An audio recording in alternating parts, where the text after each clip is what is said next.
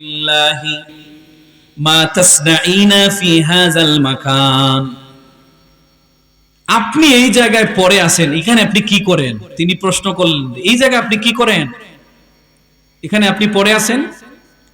তখন ওই মহিলা ফাকালাত, তিনি জবাব দিলেন, মান ইউদ্লিলিল্লাহু ফালা হাদিয়া লাহ। যাকে আল্লাহ পথহারা করে দেন, যাকে আল্লাহ পথ হারা করে দেন, কেউ তাকে পথ দেখাইতে পারে না। মানে তিনি বুঝালেন আমি পথ হারিয়ে ফেলেছি এই জায়গায়। এখানে আমাদের কিছু করণীয় আছে। কেউ যদি পথ হারায় তাহলে আপনি তাকে পথের সঠিক পথের দিশা দিবেন, এটা সুন্নাহ। রাসূলুল্লাহ সাল্লাল্লাহু আলাইহি ওয়াসাল্লাম বলেছেন, আপনি আমি যে রাস্তা দিয়ে চলি, এই যে আমাদের রাস্তা, যদিও আপনার জায়গা হোক, আপনার চাচার জায়গা হোক, সরকারি হোক, বেসরকারি হোক, আপনি যে রাস্তা দিয়ে যাচ্ছেন এটার একটা হক আছে আপনার উপরে। কমপক্ষে একজন মুসলিমের 60টি হক রয়েছে রাস্তার। এর মধ্যে একটি হচ্ছে তাহাদুদ্দাল্লাহ, আপনি তাকে পথ দেখায় দিবেন যে পথ হারিয়ে ফেলেছে। আগে, অনেক দিন আগে মানুষ দুষ্টামি করত, সঠিক পথ না দেখায় অন্য পথে দেখায় দিত পথ, ঠিক কিনা বলেন? আর এখন আর পারে না, কারণ এখন নিউ জেনারেশন, এখন সবাই গুগলে আগে দেখে ফেলে রাস্তা কোন দিকে যাচ্ছে, ঠিক কিনা বলেন? গুগল ম্যাপ আছে, ম্যাপে আপনি দেখতে পারবেন কোন দিকে রাস্তা যাচ্ছে, কাউকে জিজ্ঞেস করার দরকার নেই। তবে কেউ যদি আমাদেরকে জিজ্ঞেস করে, সঠিক পথটা আমাদের দেখায় দেওয়া খুবই জরুরি, এবং এটা প্রকৃতপক্ষে রাসূলের সুন্নাহ। প্রিয় হাজিরিন, এবং একটি গুরুত্বপূর্ণ সুন্নাহ হচ্ছে, কেউ যদি রাস্তার মধ্যে ভারী বোঝা বহন করতে অপারগ হয়, সে একটা জায়গায় রেখেছে, এখন আর তুলতে পারতেছে না, তাহলে আপনি কি করবেন? রাসূল বলছেন 2 নাম্বার হক হচ্ছে ওয়া তুঈনুল মালহুফ, আপনি বোঝা বহনকারীকে আপনি সঠিকভাবে বোঝাটা তার মাথায় তুলে দিবেন, এটা রাস্তার হক। এরপর 3 নম্বরে রাসূল বলেন ওয়া ইমাতাদুল আযা আনিত তরিকি, রাস্তায় আপনি চলছেন, দেখছেন একটা কষ্টদায়ক জিনিস রাস্তায় পড়ে আছে, একটা কাটা পড়ে আছে, একটা ছিংলা পড়ে আছে বাঁশের, কোন প্রাণী মরে পড়ে আছে, দুর্গন্ধযুক্ত রাস্তার মধ্যে ময়লা, আপনি সেটা পরিষ্কার করে দিলেন, আপনি রাস্তার হক আদায় করলেন। কিয়ামতের দিনে এই মাটি আপনার জন্য সাক্ষী দিবে, সুবহানাল্লাহ। কিন্তু আমরা তো আরো রাস্তায় আরো কাটা বিছাই, ঠিক কিনা? রাস্তা বন্ধ করার জন্য আমরা সেরা, নাউজুবিল্লাহ বলেন না, যে অমুকের রাস্তাটা বন্ধ করতে পারলে তো আমার লাভ, এইদিকে আর আইবে না। কিন্তু আল্লাহ রাসূল বলছেন রাস্তা আপনি ক্লিন করে দিবেন, পরিষ্কার করে দিবেন।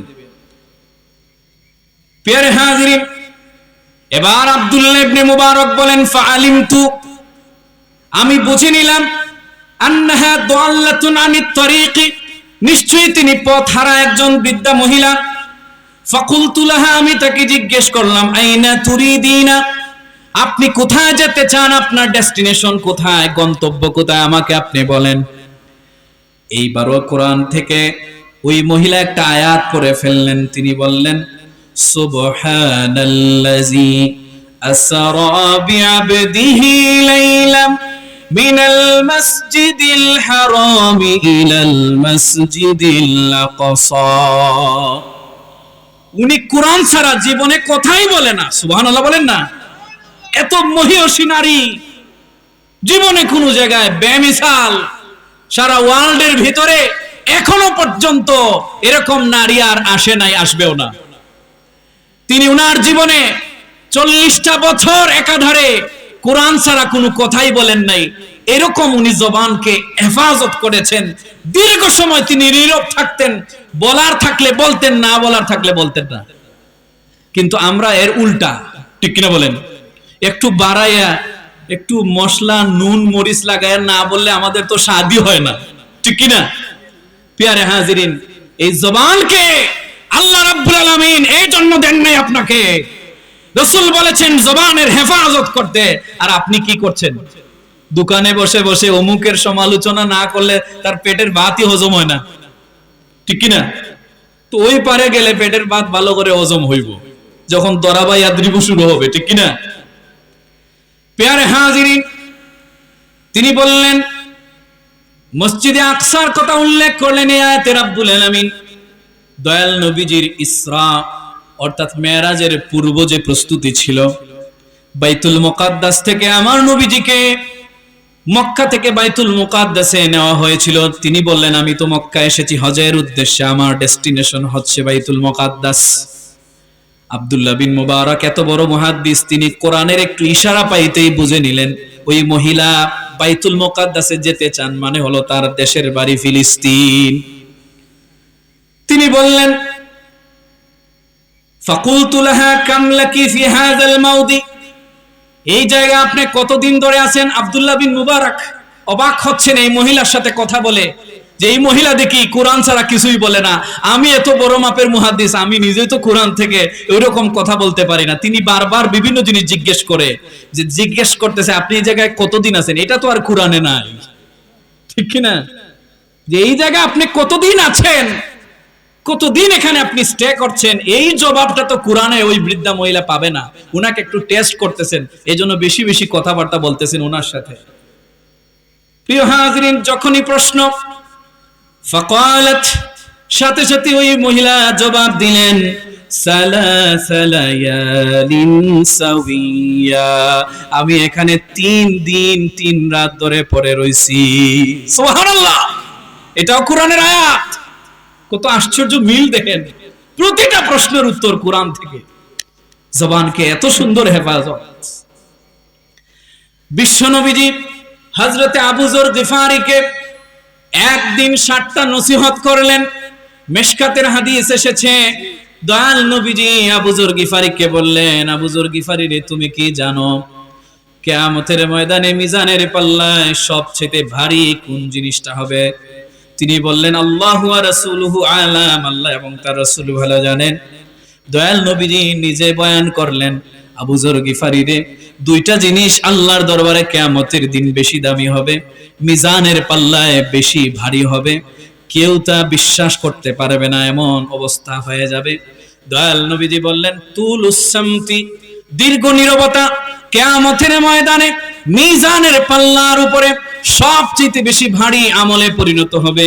এবং ওয়াহুসনুল খলকি, সৎ চরিত্র, উত্তম চরিত্র, সুন্দর চরিত্র কিয়ামতের ময়দানে মিজানের পাল্লার ভিতরে সব চাইতে ভারী হয়ে যাবে। সুবহানাল্লাহ। সুন্দর আচরণ কি আমাদের আছে? নাই তো। একটু হইলেই মনে করেন অ্যাটেম্পট টু মার্ডার, ঠিক কিনা? প্রিয় হাজিরিন, যত প্রকারের আক্রমণ আছে, হাতও চলে, মুখও চলে, পাও চলে, নাউজুবিল্লাহ বলবেন না? কিন্তু আমার নবীজি বলছেন, তুলুস সামত, দীর্ঘ নীরবতা। আমি আমার অভিজ্ঞতা থেকে, আপনারাও সাক্ষী দিবেন। আজকে এই কথাটা বলতেই হচ্ছে, এই হাদিসের সাক্ষী। এই যে আজকে আপনাদের মাহফিলের সম্মানিত সভাপতি হুজুর আব্দুল শহীদ গুরি সাহেব হুজুর, এই হাদিসের আহল, এই হাদিসের মুস্তাহিক, উনাকে আমি দীর্ঘদিন ধরে দেখেছি, আপনারাও দেখেছেন। উনি দীর্ঘ নীরব থাকেন, কথা কম বলেন, ঠিক কিনা? আপনারা একমত কিনা? আমার মনে হয় পুরো নবীগঞ্জ উপজেলাবাসী একমত হবে যে উনি কম কথা বলেন, দীর্ঘ নীরব থাকেন। প্রিয় হাজিরিন, এই দীর্ঘ নীরবতা কিয়ামতের মাঠে মিজানের পাল্লায় সবচেয়ে বেশি ভারী একটা আমলে পরিণত হবে। আল্লাহর রাসূল সেটা বলেছেন। সুবহানাল্লাহ। প্রিয় হাজিরিন, এরপরে ওই মহিলা বললেন, 3 দিন 3 রাত ধরে এখানে পড়ে আছি। ফাকুলতু লাহা, এবার আব্দুল্লাহ ইবনে মুবারক বললেন, মা আরা মাআকি তুআমান তাকুলিনা মিনহু, আমি তো আপনার সাথে কোনো খাবার দাবার দেখি না, খাবারের তো কোনো পুটলা নাই, আপনি কি খেয়ে এখানে 3 দিন ধরে জীবন যাপন করছেন? এই প্রশ্নের জবাবটা কি কোরআনে আসেনি? আব্দুল্লাহ বিন মুবারক উনাকে শুধু কথাবার্তা বলতেছে, উনার সাথে কনভারসেশন বিটুইন দ্য টু, উনাদের কনভারসেশন চলতেছে। আব্দুল্লাহ বিন মুবারক বারবারই অবাক হচ্ছেন, কি রে, যত প্রশ্ন করি সব প্রশ্নের জবাব কোরআন থেকে দেয়, এখন দেখি একটি প্রশ্ন কইরা, এখন দেখি উনি কি বলে, যে আপনার সাথে তো খাবার দাবার নাই, আপনি কি খেয়ে বাঁচেন? 3 দিন যেখানে পড়ে রইছেন। প্রশ্ন করতে দেরি সাথে সাথে মহিলা জবাব দিয়ে দিলেন, হুয়া ইউতঈমুনি ওয়া ইয়াসকিন। আল্লাহু আকবার বলেন।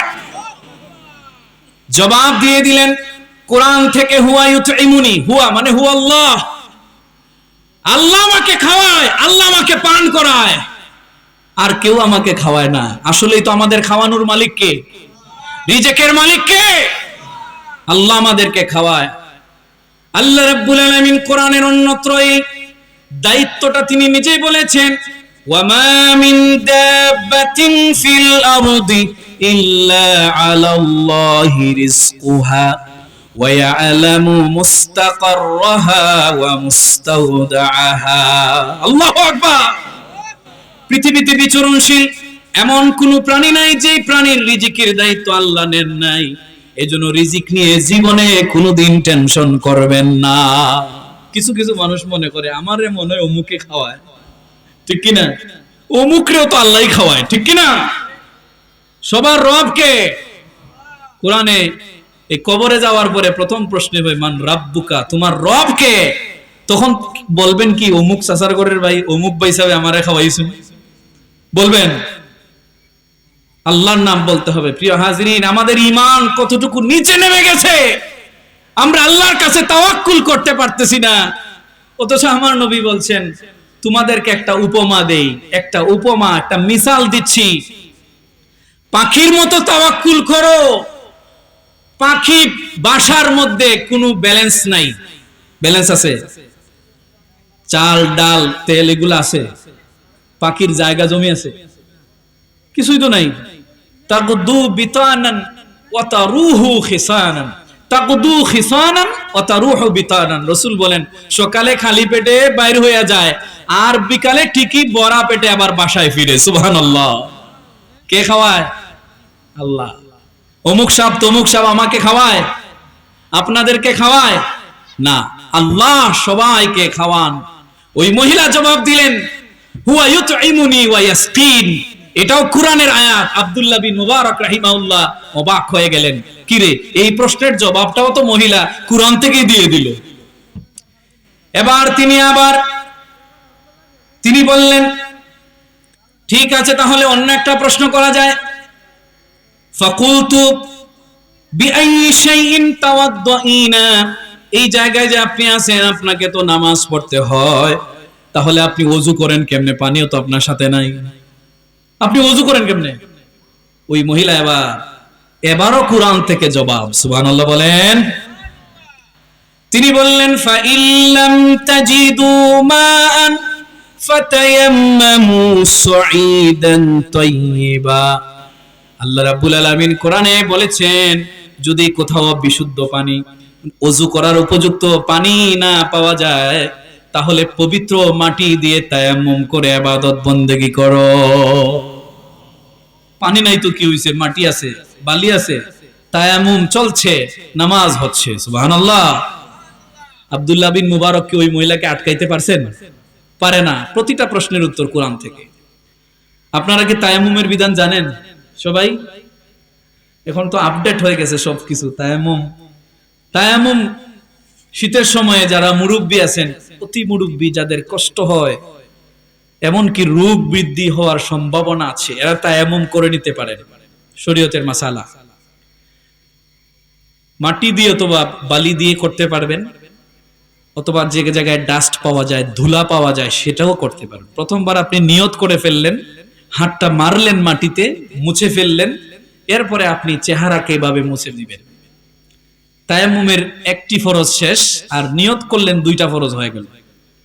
3 নম্বর বার আপনি আবার 3 নম্বর ফরজ আদায়ের জন্য দ্বিতীয়বার আপনি হাত রাখবেন মাটিতে, আবার ঘষবেন ধুলাবালু বেশি লাগলে। ডান হাত দিয়ে বাম হাত, বাম হাত দিয়ে ডান হাত, এভাবে কোনই পর্যন্ত মাসে করে নেবেন, হয়ে যাবে আপনার ওযু। আপনি এখন ইনস্ট্যান্ট নামাজ পড়তে পারবেন। সুবহানাল্লাহ। কত সুন্দর। এই মহিলা কোরআন থেকে বললেন যে পানি নাই তো কি হইছে, আমি তায়াম্মুম করে নামাজ পড়ি।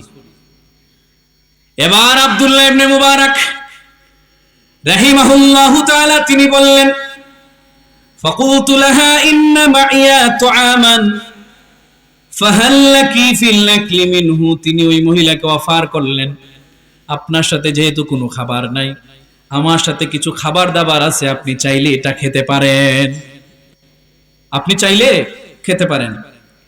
ফাকালাত, তিনি জবাব দিলেন, কোরআন থেকে জবাব দিলেন সুম্মা আতিম্মু الصيام إلى الليل। তিনি কোরআনের আয়াত পরে আব্দুল্লাহ বিন মুবারককে বুঝাইলেন। আল্লাহ বলছেন সুম্মা আতিম্মুস সিয়ামা ইলাল লাইল, তোমরা সবাই তোমাদের রোজাকে সন্ধ্যা পর্যন্ত পরিপূর্ণ করো। তিনি বুঝাইলেন যে আমি তো রোজা রেখেছি, আমি তো খাবার দাবার এখন খাইতে পারবো না, সন্ধ্যা না হওয়া পর্যন্ত আমি কোনো আহার করব না। প্রিয় হাজিরিন, এবার আব্দুল্লাহ বিন মুবারক চালাকি করলেন। তিনি বললেন যেহেতু সফরে নফল রোজা ভাঙ্গা জায়েজ, তাইলে আপনি খাইলে অসুবিধা কি? এই প্রশ্নটা তিনি করলেন। ফাকুলতু লাহা হাযা লাইসা শাহরু সিয়ামি রমাদান। তিনি বললেন এটা তো রমজান মাস নয়, মাহে রমজানের ফরজ রোজা নয়, সুতরাং আপনি খাইলে অসুবিধাটা কি? তখন ওই নারীর কোরআন থেকে জবাব দিলেন ওয়ামান তাতাওয়া খায়রান ফাইন্নাল্লাহা শাকিরুন আলীম। পৃথিবীর মানুষেরা রে, তোমরা যদি নফল রোজা রেখে ফেলো, নফল রোজা যদি তোমরা পরিপূর্ণ করো স্বেচ্ছায়, কষ্ট হওয়া সত্ত্বেও যদি তোমরা নফল রোজা না ভাঙ্গো, তাহলে তোমাদেরকে রাব্বুল আলামিন এত বিপুল পরিমাণ সওয়াব আল্লাহ দান করবেন, যেটি অন্য ইবাদতে আল্লাহ দিবেন না। সুবহানাল্লাহ। ওই মহিলা বললেন নফল রোজা হইছে তো কি হইছে? আল্লাহ বলছেন যদি স্বেচ্ছায় নফল রোজা রাখতে পারে কষ্ট করে, তাহলে আল্লাহ এর বিনিময় দিবেন, প্রতিদান দিবেন। সুবহানাল্লাহ বলেন। এরকম তিনি কোরআন থেকে দীর্ঘক্ষণ কথা বললেন। প্রিয় হাজিরিন, এইভাবে উনার জিহ্বাকে উনি এত হেফাজত করেছিলেন, কোরআন থেকে ছাড়া উনি কোনোদিন কথাই বলেন। আমি বিশেষ করে দিব। প্রিয় হাজিরিনের পরে আব্দুল্লাহ বিন মুবারক রাহিমাহুল্লাহ বললেন ফাকুলতু ক্বাদ উবিহা লানাল ইফতারু ফিস সাফার। তিনি বললেন সফরের মধ্যে তো নফল রোজা ভাঙ্গা জায়েজ, আপনি চাইলে ইফতার করে নিতে পারেন, আপনি আমার খাবারটা গ্রহণ করেন। 3 দিন ধরে আপনি এখানে পড়ে রইছেন, অসুস্থ হয়ে যেতে পারেন। কিন্তু আব্দুল্লাহ বিন মুবারকের জবাবে ওই নারী জবাব দিলেন, তিনি বললেন ওয়া আনতাসুমু খায়রুল লাকুম ইন কুনতুম তা'লামুন। যদি তোমরা জানতে, তোমরা যারা জানো, যারা জ্ঞানবান বুঝবান, তোমাদের জন্য উচিত হচ্ছে তোমাদের এই রমজান মাস ছাড়াও যদি নফল রোজা রাখো, ওয়া আনতাসুমু খায়রুল লাকুম, তাহলে তোমাদের জন্য এটা বিপুল কল্যাণকর হয়ে যাবে। নফল রোজা। সম্মানিত উপস্থিতি,